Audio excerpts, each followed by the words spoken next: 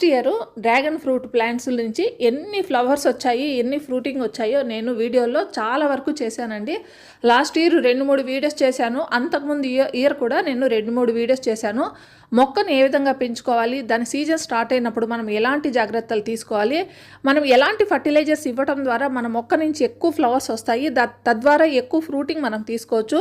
ఆ fruiting size కూడా అండి, ఒక్కొక్క ఫ్రూట్ అరచేయంత ఫ్రూట్స్ వచ్చాయి. సో ఈ ఇయర్ కూడా అంటే మళ్ళీ డ్రాగన్ ఫ్రూట్ ఫ్లవర్స్ స్టార్ట్ అవుతున్నాయి.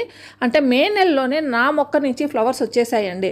అంటే 1-2 సార్లు వర్షాలు పడుతున్నాయి కదా, ఈ వేడికి ఎండాకాలంలో మధ్యాహ్నం పూట విపరీతమైన వేడయ్యి రాత్రిపూట సాయంత్రం పూట వర్షం పడంగానే వాటి నుంచి ఫ్లవర్స్ కూడా రావటం మొదలైంది. అంటే ఈ మొక్కకి సీజన్ స్టార్ట్ అయిపోయింది, మే నెల నుంచే స్టార్ట్ అయిపోయింది. సో ఈ టైంలో ఈ మొక్కకి ఇవ్వవలసిన ఫర్టిలైజర్స్ ఏంటి, ఈ మొక్క పట్ల మనం తీసుకోవాల్సిన జాగ్రత్తలు ఏంటి, ఇంకా ఈ ఇయర్ అంతా కూడా మనం ఎక్కువ ఫ్లవర్స్